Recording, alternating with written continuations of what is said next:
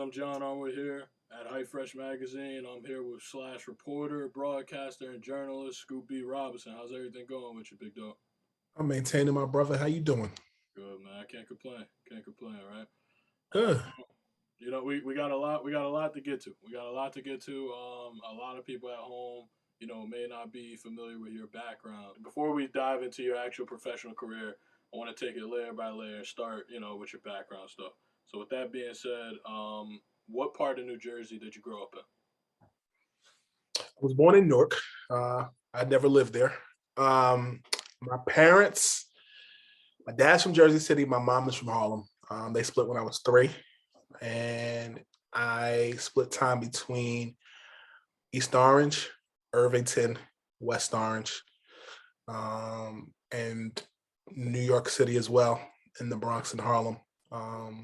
So went to school in both uh, the city in Manhattan as well as in Jersey. I went to about 13 different schools, 2 different high schools. Um, but yeah, I split time between Essex County, Irvington, East Orange, West Orange. And spent time in my nana's house in the Bronx, and yeah, that's the onion that is me. Gotcha, gotcha. Now I'm with you, man. At what age, if you don't mind me asking, because you did just mention Harlem, New York, and you jumping around from Jersey, pretty much over the Jersey and New York border.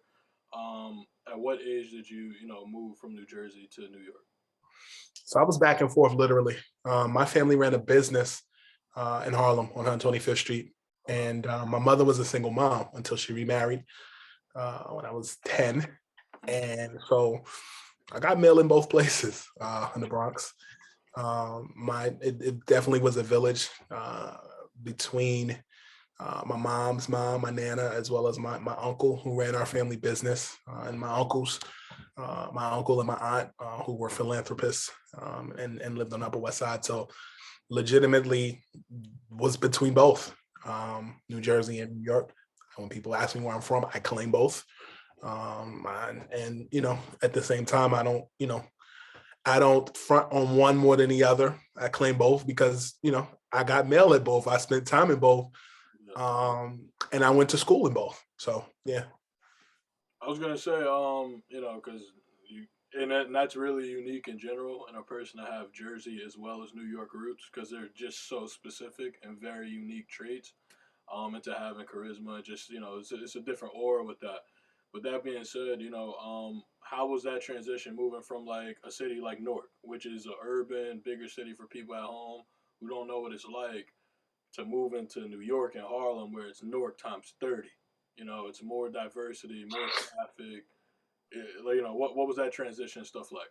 So I'll tell you what. Again, I was born in Newark at Beth Israel Hospital. I'd never lived in Newark. The only time I ever lived in Newark was when I worked at the Upward Bound program at NJIT after grad school and was the residential director and media instructor for the Upward Bound program. So what I'll say is specifically to just Essex County as a whole. It's interesting you bring that up because I think for me, I lived in New Jersey as a residence, but between family business, between just spending time with family at large, to me, my mom and I had like this insider of just like whether she was going to take the upper level or the lower level on the George Washington Bridge. To me, you just knew when you cut through and you were going through the GWB, it was showtime. It was when the lights were on, it's time to perform. And then when you were in New Jersey, it was the hideout. You were able to go about your business. It's like Batman leaving the Batcave, going into Gotham. And for me, I thought it was pretty cool. Like when I was going to private school, I would tell in New Jersey, I would tell kids like they were like, what are you doing this weekend? I was either going to my church in Central New Jersey, or I was spending time at my nana's house in the Bronx, or running a family cash register on weekends, or going to my uncle's house in Yonkers. And for me, that was like a highlight of the weekend. The fact that I was in the city of the people, to me, that was normal. Mm-hmm. But I think there are so many. I think as much as New Jersey and New York try to act like they're so different, there's similarities, and I think I'm really keenly aware to it when I went to school right outside of Philadelphia, and South Jersey and Philadelphia's connection, It's- it's similar. It's similar but different. I think the differences are, the Nets played in East Rutherford, the Eagles and the Phillies played in South Philly. So New Jersey had a basketball team, but they were more catering to New York City and New Jersey. Mhm. And people in South Jersey traditionally, stereotypically, were 76ers fans. So I find so many similarities in that. But again, I do claim both. When I was in college, people used to be like, "Where are you from?" It was like this whole conversation of Yeah. just, "Well, can you be from both?" And I'm like, "Yeah." And when you explain it, people get it. No, no, that makes sense, man. That makes sense. You mentioned at least twice now. Your uncle ran a business, the sneaker shoe. It was a family business. You guys, it was a shoe sneaker. It was a shoe place, correct? So we own two stores. Okay. One was a shoe store on 125th Street called Men's Walkers. Yep. My grandfather moved from Florida to New York, and grew up not really having a bunch of money, but had a vision and a hustle. And he started out shining shoes literally outside Grand Central Station, saved his money, opened a shoe shine stand, opened a shoe shine store, and then once he opened the shoe shine store, opened a shoe store. And it was right across the street from the Lennox Lounge, down the street from the Apollo Theater. The store now is a Whole Foods. We owned that building. We sold it, and we also owned an Athlete's Foot sneaker store, which was on 125th Street, and it was the only Black-owned Athlete's Foot in New York State. We used to have sneaker releases all the time. Spud Webb, Dominique Wilkins, Hakeem Olajuwon, a myriad of other people would do sneaker releases there. Mike Tyson would shop there, LL Cool J, the Wayans brothers. It was a who's who of people just either doing, shoe promotions or just shopping on 125th Street. Gotcha. That sounds insane, especially as a child being exposed to all these different celebrities Mhm. and getting that experience and stuff. That's a definitely eye-opening experience. With that being said, did you working at a shoe store and seeing all these athletes and kind of being around the game, did that impact your interest for sports in general, or whether you were dealing with the shoe store from your family business or not, you would have been dealing with sports and without it. My interest in basketball actually came from being around one of my other uncles. I had an uncle who was a commissioner of parks for a basketball league called uh, Citywide, which was at Riverbank State Park in Harlem. And people like Rod Strickland, Stephon Marbury, Kenny Anderson, Bernard King, a myriad of other people all played in that basketball league. And I used to go to work with them when I in between going to school. Like, you talked about that commute. Sometimes living in Jersey, going to school in Manhattan at the time. I would stay at his house, and he would take me to school the next day. It was literally hot potato with me. My mother was working in the Bronx at the time, and so the days off that I had, or Columbus Day, or just being home on the weekends, I would go to work with him and watch basketball, just sit around all day. In addition to that, they had partnerships with Riverside Church, the Knicks, Sprite Knicks Junior, the Sprite Knicks Junior League, or the Knicks Sprite, basically the Sprite Knicks Junior Knicks League, and we would do stuff there, and then my uncle and my aunt used to do philanthropic work at Rucker Park, where we would read to kids in the park, and just all those things through basketball. And so for me, just seeing my uncle get up every day, go to work, and just being around all of that kind of piqued my interest, grassroots basketball. And then the combination of that and being in the family sneaker store kind of gave me the interest, and just kind of just that was kind of when I really started to look at the entertainment business. I would look at just basketball and how all of this fit. Gotcha, gotcha. An interesting aspect of kind of who Scoop B is, right? Tons of people don't know that your first name, you're Brandon Robinson. That's who you are. However, Scoop B has become such a part of your branding. If you don't mind me asking, how did Scoop B come about? Like, how is there a crazy story to it? Is it a family nickname? How did Scoop B come about? Well, it started when I was 12. I did radio with the Nets as a kid. Yep. I had a radio show for 2 years. It was called Net Slam and Planet. It was broadcast on now the defunct 620 a.m. 101 Sports, but at first it was on 1660 a.m. Oswald Radio. I auditioned for another role, which turned into that role with the Nets, and I did the show for 2 years. And I had a segment. I did the show with Evan Roberts, who's at WFAN, Albert King, who's a former Net, and a woman named Lynn Wilson. And basically, I had a segment called Nets Court where, I would interview players all across the league. And I don't care if it was Karl Malone, Gary Payton, David Robinson, Tim Duncan, Allen Iverson. And basically, I would ask questions about what was going on. And what happened was the woman, Lynn Wilson, said, every grade has a nickname. I'm going to call you Scoop B. So I've had that nickname since 1997. It's carried me through high school, where I had my own column in the newspaper. It's carried me through college, where the RA asked me, what name do you want to put on the door? Scoop B. It's kind of stuck, and it's my own. It's the reverse of like wrestlers, where they would give them their nicknames. I came in with my own nickname, brand, swag, and it all ties into getting the information, knowing what's going on, and it's stuck. Dope. So you just mentioned briefly you started broadcasting at a very young age, which is pretty unique because most people don't do that. So having your own radio show and stuff like that, if you don't mind me asking, how did that transition to you becoming into the sports journalism world? Because while they're both intertwined, once you're in the business, broadcasting and journalism it has its unique differences, and they're very different in the aspect fundamentally. How did you make that transition from broadcasting to sports, like to actual print and journalism? Well, to me, broadcast is journalism. Journalism is also print. It's digital. It's radio. It's podcasting. It's a myriad of things. In answer to your question and how I transitioned, though, I would say after grad school, I went to undergrad. I went to grad school at Hofstra. I was living in my grandmother's basement, and it was a basement apartment,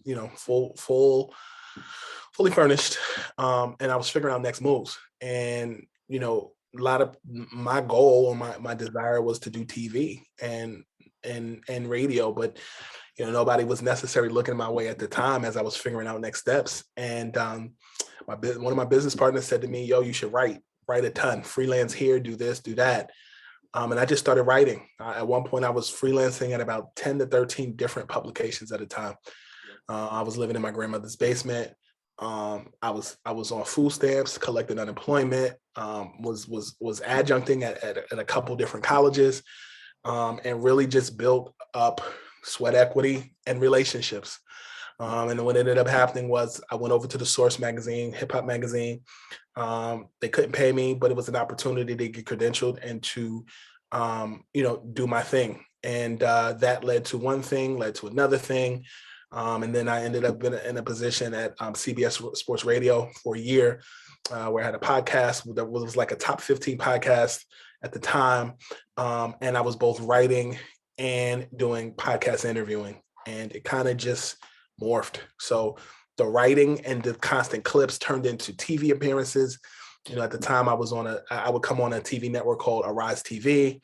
I would do stuff at Pix 11 in New York. I would do stuff on CNN in the Philippines. I would do stuff, on TV, local TV, and just all over the place, all over the world, all over the States. And it's just constant repetition and building. And then at the same time, along that journey, I built Scoop B Radio, my podcast, which garners 15 million streams annually.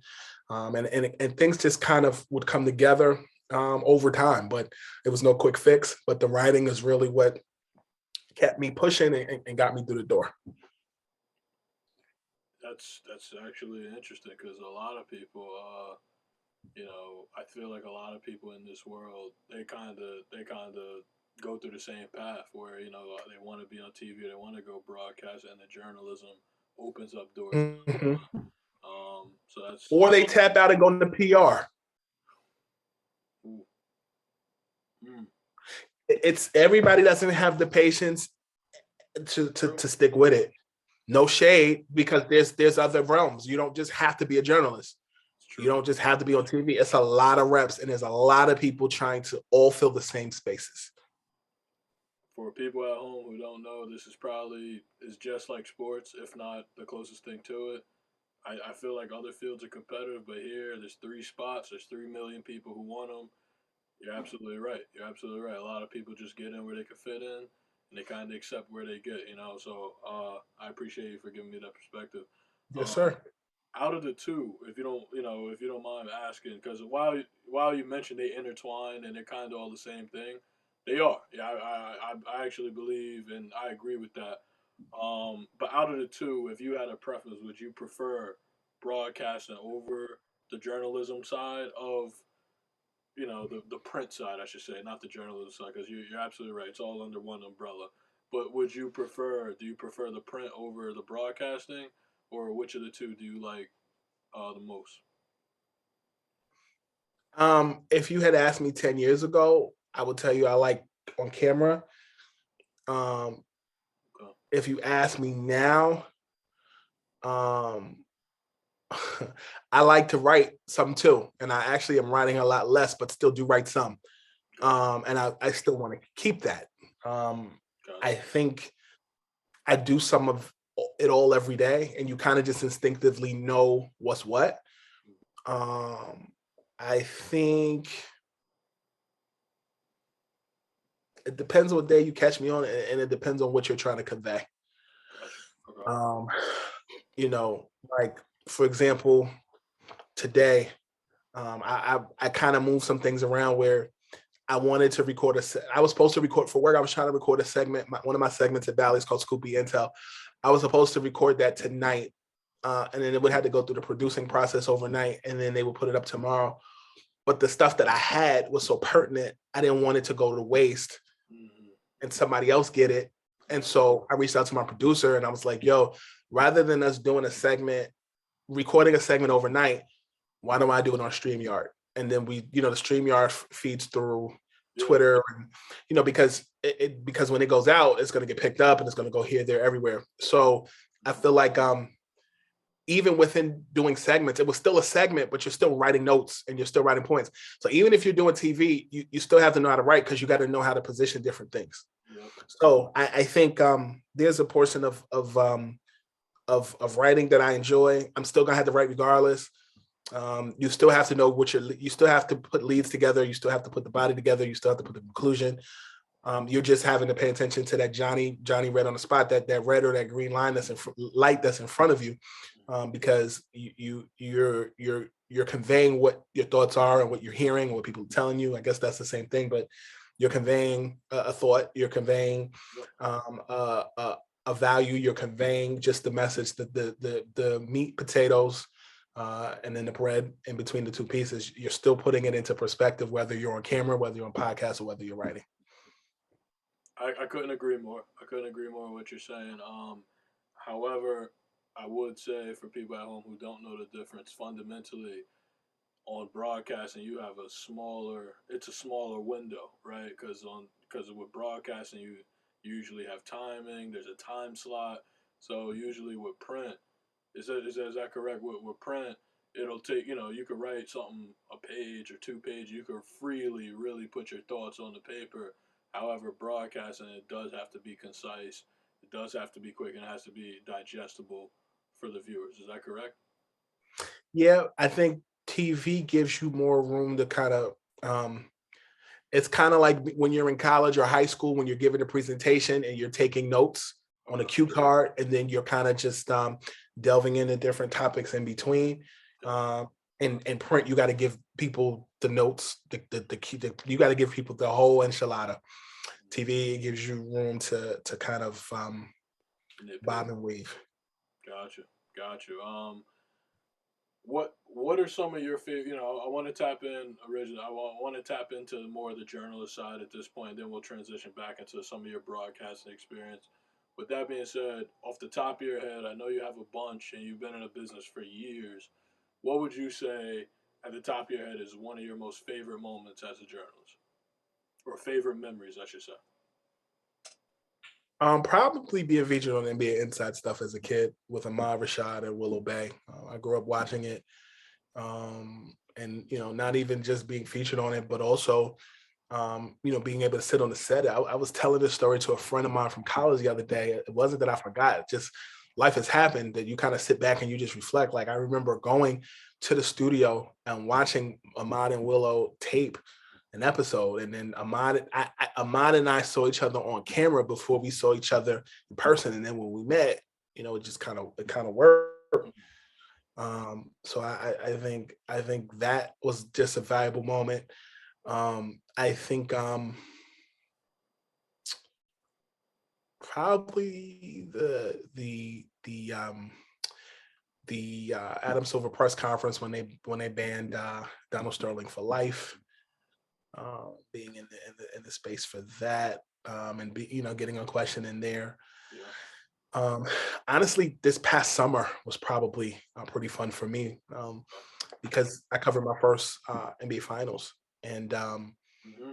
I was on a flight back and forth between San Francisco and Boston, but not so much just the travel. Like the flights were cool, but more so like the days where you're traveling back, and like so for when the first two games were in San Francisco, so you get to San Fran, then you fly back to Boston, and Yeah. you get to the hotel, and the room's not ready. So like me and my camera guy, we're in the lobby, and we're like trying to catch naps because we're on a cross country trip, Okay. and you're like figuring out like what's what, and it's kind of like you're tired, you're trying Yeah. to take a nap, you finally get in your room, then you got to shower, change, and then get to the venue so you can do what you have to do. So I think that those are some of the things that stand out. I'll be honest with you, I am much more pleased and more impressed with what I've done as an adult than what I've done as a child.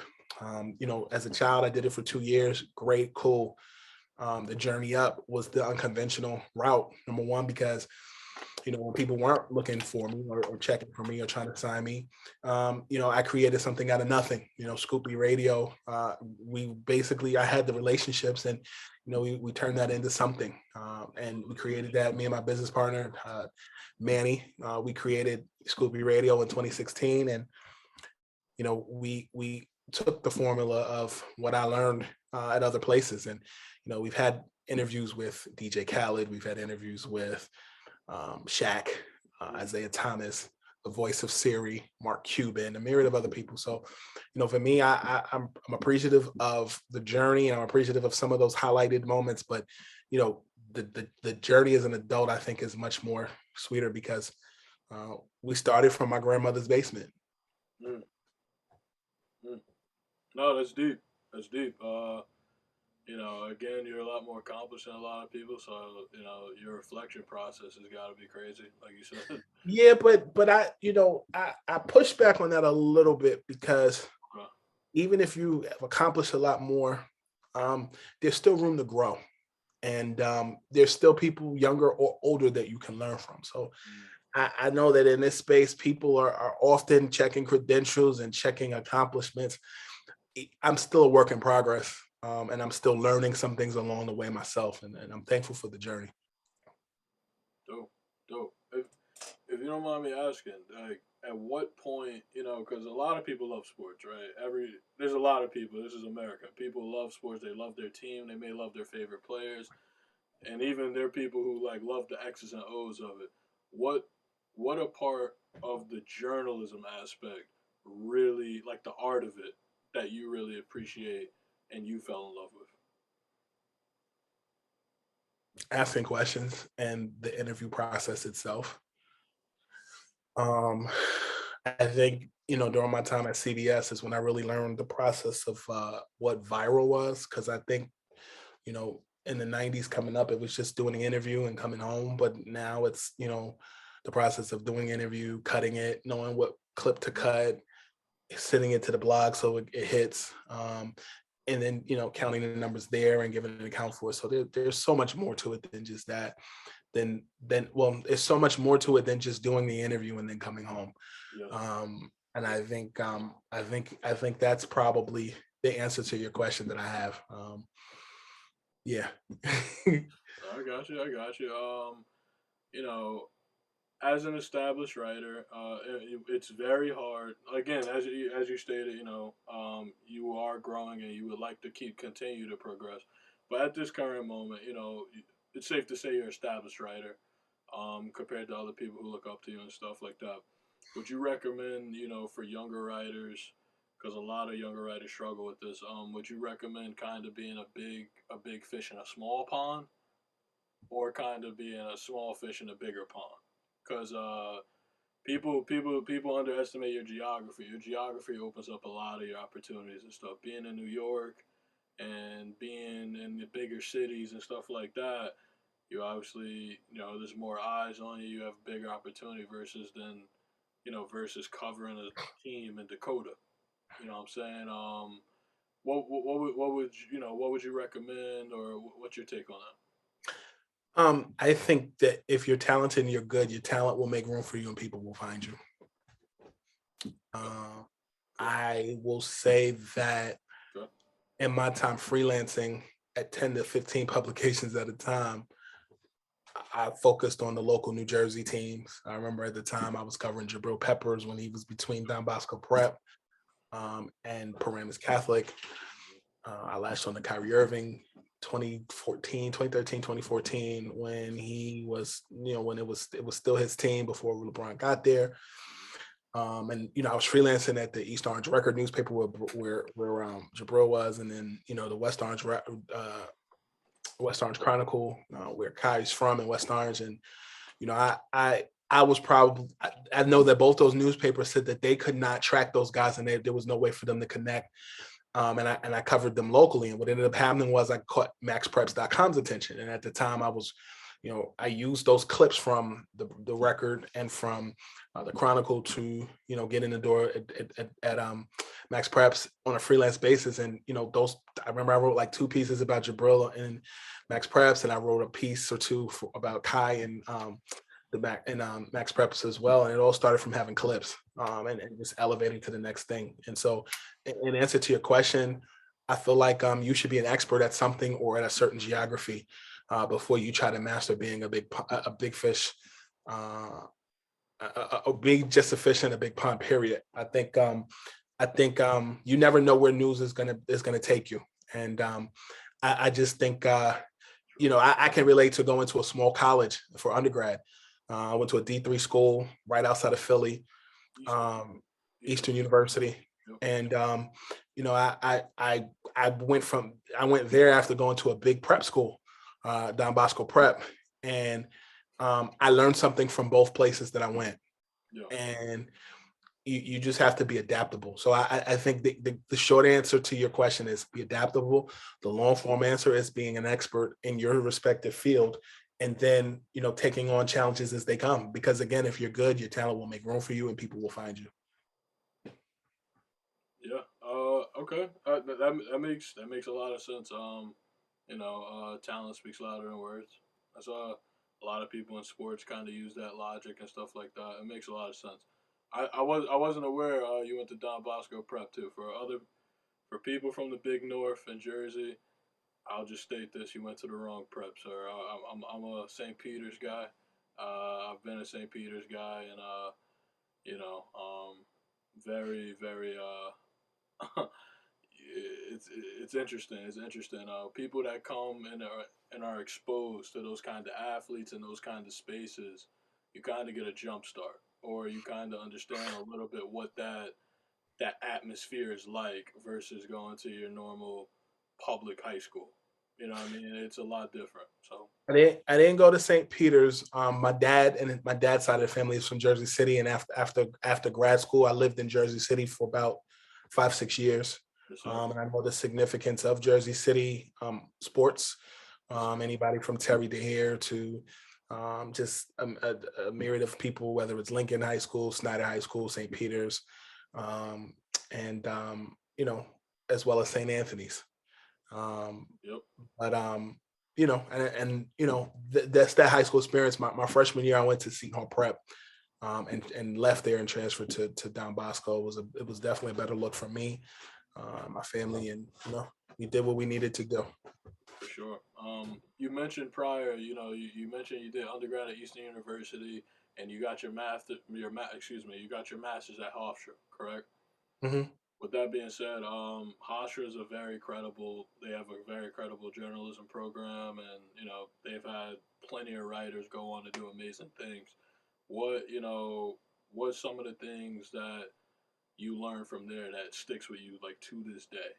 Granted, you graduated years ago, but is there anything you learned that like has kind of helped and elevated your writing that much more? Yeah, I took a class at Hofstra where the first assignment was the professor gave us somebody they wanted us to locate. And we located this person, and essentially we had to interview them and turn in a paper, and we had a deadline. And during my time at Hofstra, that's where I really learned the process of looking for people, getting what you need, and making it happen. I think that was the big thing that I took from that. When I went to school at Eastern, they didn't have a TV or a television station and radio station. But what I appreciated from my time at Eastern was my growth spiritually, Yeah, and also just being able to grow as a person, make your mistakes, and go about your business as a young person. And I think that going to Hofstra was kind of like that prep school experience of finishing school, so to speak, that fifth year of school, yeah, where they had a TV station, a radio station, and I was able to kind of grow that way, but also um, meet people in my field. While I was at Hofstra, I interned at 30 Rockefeller Plaza. I interned at NBC. I interned at NBC Nightly News with Brian Williams.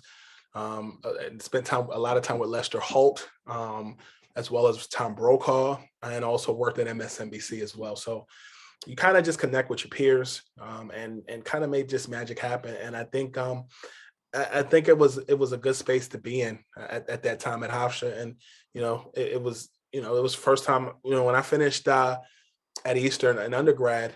I basically took a summer and a semester off because I was finishing classes and I was working. The job that I had, two, 3 jobs I had out of undergrad. I worked cleaning rooms at a Best Western hotel. I worked stock at Victoria's Secret, and I worked at uh, an agency where I did cold calling for of the restaurant industry. And that cold calling experience um, kind of piggybacked off of that class that I took where you had to locate someone. People figure out whether they like you within the first few seconds on yeah, the phone. In addition to that, I really feel like my time as a um, working in a hotel makes me keenly aware of leaving a tip for the maid when you go stay at hotels. Um, mhm, and so just all of those different things were all case studies on just how to be a professional. yeah, yeah. It's actually pretty. I think I actually find it very insightful that little lessons like that have nothing to do with what we do, yet still go into like you use it and utilize it in your daily life, and it's much bigger is what I'm saying. You tipping the maid and stuff like that, like it's just much bigger. I really like hearing life lessons like that, so I appreciate that.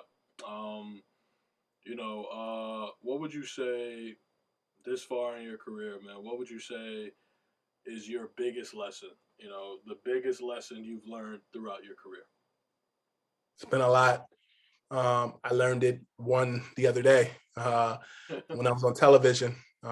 Basically, I misspoke, and when I misspoke, actually the words that I said weren't the words that I was thinking. And I think what I learned is when I do these interviews, I have to think a little more, and really make sure I say what I needed to say. I was talking about a very sensitive issue concerning our Jewish brothers and sisters, and in an attempt to watch what I say, um, and also convey a message of why I thought something was wrong. Yep. I totally alienated people that I hadn't even met yet, on some people that I knew, and made people think something completely different about me. And when I talked about the issue, I was talking about, of course, what Kyrie Irving tweeted, Mhm. and what I was trying to say was different than what came out. And the thing that I learned was really take your time, because there's just been a lot in, issuing apologies, talking to different people, and while it was frustrating because that wasn't my intent. I've also learned a lot just about other cultures, how they see things versus how I see things. But the words that I used and were thinking versus what I was saying were two completely different things. Yep. And yeah, so I'm learning lessons every day. That's the most recent one. Got you. I did see your tweet. I thought the tweet was very sincere, and I did actually I did get a chance to see the clip and stuff that you're referring to, and I feel it was an honest mistake. It happens. It happens a lot. Not that it's an excuse or not, but you Sure. know, it definitely it happens. It happens, and your apologies. It seemed pretty sincere, and would you say the takeaway from that is kind of taking your time and stuff like that? Like, would you say Yeah, the correct? because what I was trying to verbalize actually was that I thought that Kyrie tweeting that link Yeah. was in poor taste on his part, and Mm, I said the backlash was in poor poor taste. taste. Yeah. And Okay. I was saying that I did not agree with what he said. And I thought that what he tweeted was in poor taste. And he should choose more wisely while in a contract year. Yeah. That's what I was trying to say. And it's crazy because when I tweeted it, it wasn't until like maybe a little while later, somebody's like, yo, that's not what you said. Because in my mind, I know what I said, but Yeah. that's not how it was received. And I'm like, damn, like it hurt because that wasn't what I was trying to say. So you learn, and that's why you have two eyes and one mouth. You speak once, and you watch, and people are watching me. I am growing every day. But here's the other thing: people make mistakes, and you judge people's character based upon how they move forward. I know in my heart what I was saying, and those who know me and know my character, they know. And for those who question it, I welcome the opportunity to for you to continue to see how I move. But yeah, definitely a mistake. You live, you learn, and all I can say is I'm not perfect. No, it is what it is. You apologize, we move forward, and God willing, hopefully it's all corrected. But to advance the conversation just slightly, to touch on being an actual talented writer, right? Um, they're small. It's all details. It's all details, right? There's a bunch of people who could write about the same article, but you're gonna read it 100 different ways, understanding their voice and understanding, small details, commas, how they put flavor in it. With that being said, which I'm only saying that to say because it's very hard to separate yourself from the pack. You can have a generic story. You can have a story that looks like someone else's. The biggest thing is trying to separate yourself to make you be either Scoopy or to make me Woods, and what I'm saying. Like it's little things like that. What would your advice be to kind of help younger writers and stuff out there to separate themselves from the pack? I would say the biggest thing is make your spaghetti sauce authentic, and make it so much so that people want to know how you made it.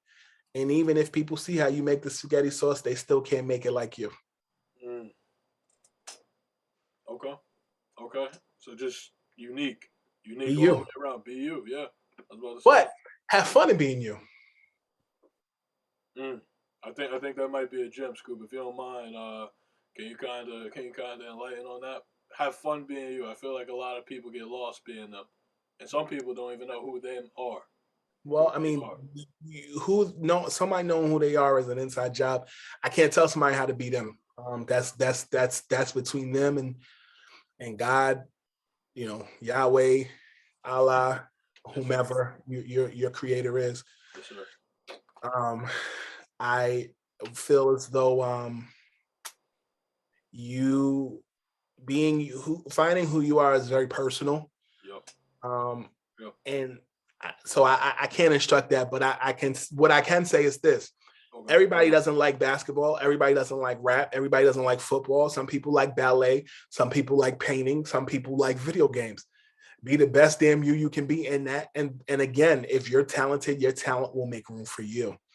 Mm, I'll say that, one of the things, I'll name names that make Stephen A. Smith special is he brings eyes to TV because you never know what he's going to say.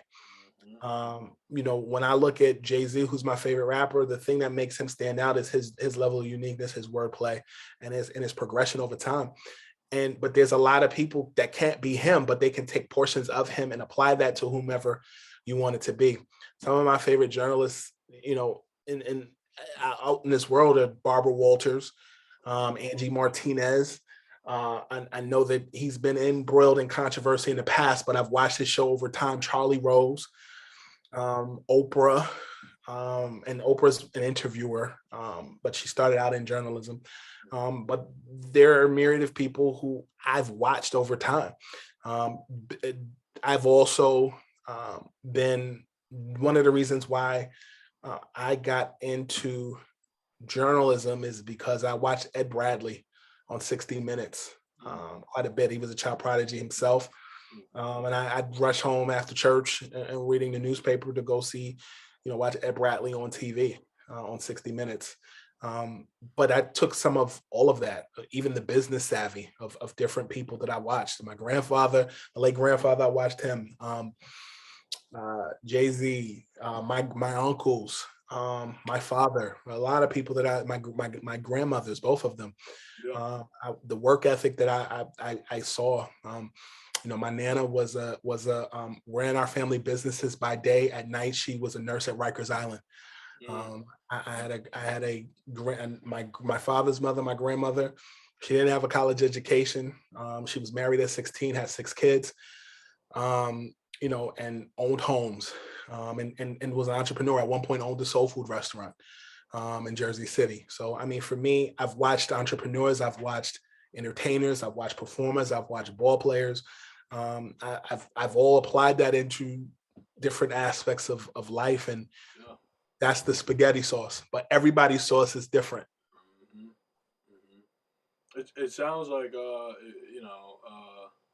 to be completely honest, a lot of the people, for instance, you just said, who some of your favorite writers, have nothing to do with sports. Mhm. And I found that better, at least personally, for my writing and even my broadcasting experience, finding people who have nothing to do with sports. And just finding people who you like and personally, kind of like you said, you might take that, and you throw it in the spaghetti sauce, and whoever that is, voila, that's what it is. Mhm. So it sounds like, just like you said, find out who you are. That's step one. Step two, find out what you like, and then step three, it seems like, to kind of take and pick and put it all together. Is that correct? Does Pretty much. all right? I mean, I just wanted to break it down for the viewers at home, man, because you're giving a lot of game right now. So I appreciate you. Um, I want to transition a little bit to the broadcast side. We dug deep into the journalism aspect of it, or the print, I should say, aspect of things. Over the years, you've been featured on. You mentioned a bunch: CBS, ESPN, Fox, CNN. NBA TV, ESPN. You've been featured on all over MSG Network. You name it. With that being said, how did these experiences personally help you, help you professionally, as well as, just kind of help Scoop B become Scoop B? Like, what, from all these experiences, from being on different networks and stuff like that, how did, you take parts of that and help you become who you are today? Mm, I don't know if the networks helped me become who I am today. I think knowing who I am, and who I am to other people outside of just what I do Gotcha. has made me who I am. The networks are cool, um, but I think for me, I'm more impressed with who I am to people off air than I am what I am on camera, and I sincerely mean that.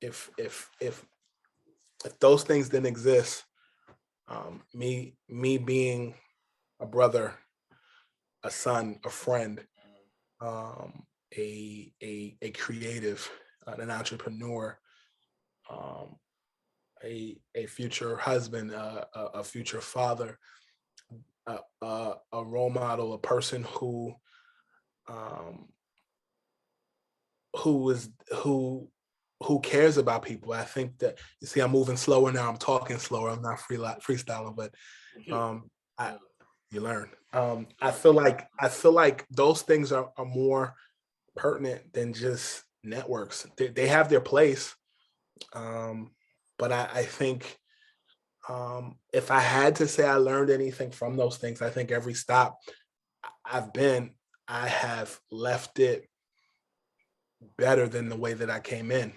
I'll use the case in point. I know you and I both have heavy.com in common.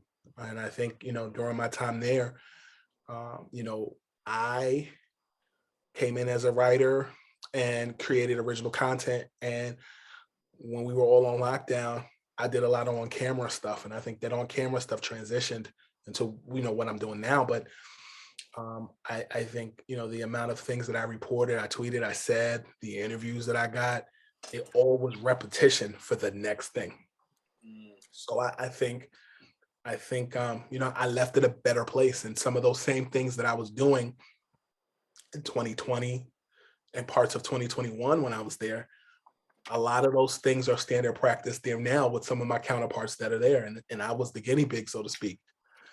I think that when you look at the Source magazine, I feel like I was there at a point where, um, you know, a lot of hip hop magazines, I was there 2013 through 2015, were figuring out what viral content was. yeah, That's standard commonplace, whether we're looking at Hip Hop DX, whether we're looking at Vibe, whether we're yeah. looking at a myriad of other things. Um, I feel like when I was at CBS, I learned the art of the soundbite and the headline to accompany it so that things can move on the internet and get picked up. I think my time at MSG Networks, I was on a show and I was there on a part-time basis while also working at Heavy. And I know that, I had reported something concerning Kevin Durant that I knew to be true concerning the Knicks, but, I said it as in my role as a news person at Heavy, and it counteracted with what I was doing at, MSG. And, unfortunately, we parted ways.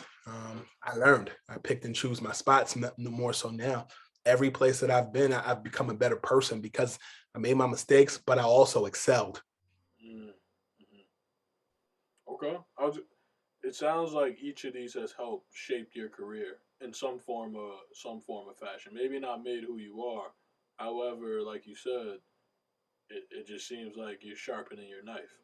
Everywhere you've gone, you've sharpened your knife and possibly excelled in Well, being a better everybody gets offended by everything. I won't say I sharpened my knife. I'll just say my spaghetti sauce got better. Okay. You're right. I like that. All right. Hey, I like that. You ain't wrong. You ain't wrong, man. Look, we live in very sensitive times now. You're absolutely Yeah. right. So spaghetti sauce got better, man. Here we go. We sticking with that special sauce. I really like that. I really like that. I like that a lot. You have, at least for me, I thought it was some of the sickest. If I had to put some of your accomplishments on the plaque, at least for me, looking on the outside, looking in, I, as a journalist or just and I know you love basketball. I followed your journey for a while.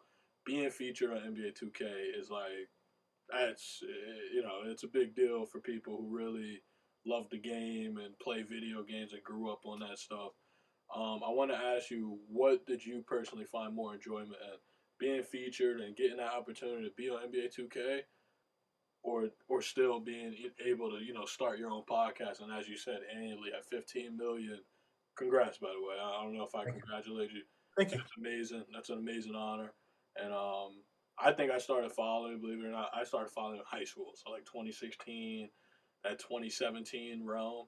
And I've been following your podcast. I've known who Scoop B is for a while, so this is Thank you. kind of coming full circle for me. But with that being said, which did you find more enjoyment in? Being featured in NBA 2K or starting your own podcast and building that from the basement Literally from the basement up. up? Yeah. They came at two different points in my life. Okay. So I 2016 was rough. I lost my hair. I have alopecia. Sorry to hear that, man. Thank you. My grandmother was sick at the time. I ended up having a flood in the basement where I was living. Had to move, lived in another place for 6 months, then had to move again. Um, I was dealing with a lot at the time while Scoopy Radio was in its process. And I think by the time, NBA 2K became a thing and the conversations that I was having, that was like 2018. I was beginning to kind of progress professionally in certain settings. And so two different points, but two points of my life that I embrace and I smile fondly about, because there was learning through that process also. 2018, I'll never forget, being invited to the 2K party, having a custom 2K cover that they gave me of the game, being on the game, going to the party, bringing one of my close friends from college, Brendan, to the party, bumping into people. Ben Simmons was there, DeMarcus Cousins, D'Angelo Russell, Kevin Garnett, Kemba Walker, getting scoops while at the party, just all of it. It was enjoyable. I remember at the time Jamal Crawford was looking for his next spot in free agency, and I know Philly was an option. And I remember asking Ben Simmons, "Yo, you want Jamal on the team?" He was like, "Yo, Jamal got to come through." And I remember getting on the phone calling Jamal, "Yo, you know what Ben just said about you?" He said, "Stop playing." I was like, "Yeah."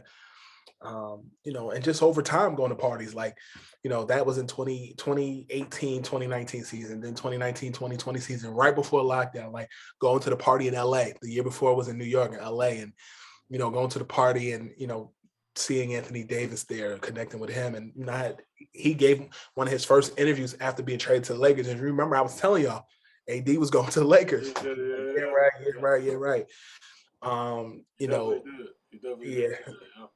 But so, like, the whole LeBron going to the Lakers thing and Space Jam, I was saying all that stuff in 2018 and then going to the parties, just, it was a coming of age. And, every step of the way, without my grandmother's basement, without starting Scoopy Radio, we would be sitting here in 2022. Without, me putting, what I knew out there and information out there, I wouldn't be in certain spaces that I'm in, so it's, I don't know that I can compare which one I like better, because both of them taught me something, but I enjoy the moments for what they were. Gotcha. I like that. I like that answer even better, man. You know, not to keep harping on the spaghetti sauce, man, but for people at home who really want to understand, there is a technique. There's a technique and there's a formula to kind of being able to learn how to mesh sports and culture. And a lot of your writing, you do it quite often. And even sometimes on air, I've seen you mention hip hop and talking about sportscast. You know what I mean? Like, I've seen you reference things before. And I want to ask you, what are your tips that you would give to successfully meshing sports and culture together? Mastering the basics first. Mm, okay. Okay. You know, I know it's easy for people to say, well, he's like Stuart Scott. No, and I'm not saying that, but I know that oftentimes Stuart Scott wasn't accepted at first. Nope. And I first met Stuart after I graduated undergrad. A friend of mine worked at VH1. She was interning at VH1 at the time, and she invited me to come over there, and Stuart and I talked. And he asked me what my plan was, and I told him, and he said, "You just keep with it. Keep focused on you. Keep focused on what you like. Learn what you don't like." And go about your business and just master what it is. And I it was pretty cool because we met in 2008. We bumped into each other again, and it was the last time we saw each other. We were at the metal detector going into EA Sports' Madden Bowl at during Super Bowl weekend. I guess that was what, like 13, 14, whenever the Super Bowl was. And kind of picking up where we left off at, and me updating him and letting him know what it was that I was doing. And he told me to keep going. That was the last time we saw each other. And, unfortunately he's no longer with us. And, through that process, me and his daughters have actually gotten cool, like we speak. Nice. And it's, to me, I say all of that to say, a lot of times people see the finished product, but don't know the ingredients that you had to go to the grocery store to buy, and how you perfected that taste, that feel, that smell, that presentation. And I think that, same could be said for people who go to school and feel like, yo, I want to go to school and graduate so that I can debate with Skip Bayless or Stephen A. Smith or Shannon Sharp. What people don't realize, well, some do, some don't, is that, Skip Bayless was a writer for a long time before he transitioned to television. Stephen A. Smith was a long-time columnist and then transitioned into television. Shannon Sharp, for as many years as he's been up doing that show with Skip every day, some people thought he was weird and inarticulate doing stuff elsewhere, and he found his niche. He's funny, he's entertaining, he's engaging, and it all comes at a certain point. So I think that sauce is just over time. Like, one day, I posted this on my Instagram about a month ago. I have a bottle of Cincoro, the Cincoro drink that's Michael Jordan and the owner of the Celtics, owner of the Bucks, and Jeannie Buss on it, and they sent it to me, and that's a bottle of 2022. I'm not opening it. 10, 15, 20 years from now, I may open that bottle of 2022. That 2022 has been years and years and years of just preserving and just preparing. So, I think right now, anybody who's looking to get in the industry, just master the basics, learn the people who came before you. And a mentor doesn't just have to be somebody who you can get in touch with every day. Sometimes a mentor could be somebody you watch on TV and you study their moves. Yeah, no, man, that's great advice. That's a lot of people. A lot of people think someone you can learn from is always tangible, and sometimes what I've learned, at least in the business, the biggest lessons is from people you can't even touch. You know what I mean, or can't text or can't even contact. However, there's still lessons to be learned. So, for to mention again, to just touch on your podcast, is there anything, one, I want to wish you continue flourishing. I want to wish you, Thank you. Likewise. I really, because I follow it, and like I listen a lot, so I'm an active follower, and even for me, but I'm speaking for a lot of people at the moment. Is there anything we can expect, or anyone on the show that we can expect coming up in a few episodes or stuff like that? We got two more for the year. One drops, I believe, the week of the 14th of November, and then there's one more that drops in December. And you can expect iconic people that will be on it. The last two, I actually taped at the time of this recording. I taped the one for November today, and I taped it earlier today. And when it drops, you guys will definitely enjoy it, and it'll bring a lot of insight to somebody who's very mysterious to a lot of people. And then the last one that you'll see, you guys will enjoy that as well for the month of December. And I've been really, really, really, as much as I've done a lot, not just with Bally, but also with my partnerships with Spotify and Bovada, Scoopy Radio has not gotten the proper attention because it was just me being acclimated to, what's next. And I'm really, really excited to see the reaction, but also excited to see the finished product once, my team finishes editing it. And, I think you guys will enjoy the last those two episodes. We started in October. We had Jesse Jackson on. November we'll have two guests that you'll find very interesting. Can Yeah. we? Is there any sneak peek or any hint towards possible one of them? Or you just gonna Not yet. not No. yet? Okay. But you'll enjoy it. It'll resonate with you. Okay. And if you follow my clues on social, you'll definitely you'll grasp it. Absolutely. Absolutely. This has been amazing. I think this has been extremely insightful. So I want to thank you again. To conclude this interview, you've said a lot. You've given a lot of advice and a lot of gems. But for people closely who follow you, younger kids, boys and girls, or any other journalists and broadcasters out there, is there any final advice you would like to leave them with going forward? Have fun, embrace the journey, find what you love, go after it, and don't let people discourage you. Be you. Don't think because people are laughing at you that's the final product. Like enjoy the process. That's all I can say. A wise man once told me, it's not an elevator, stairs, man. It's the truth. It is the truth. Been utilizing it every day. So, again, man, I absolutely appreciate you. I understand how busy you are. So, thank you again for making time for me. And, closing out here, this is again John Arwood here with Hype Fresh. Thank you again, Brandon Scoop B. Robinson. And we wish you well going forward, man.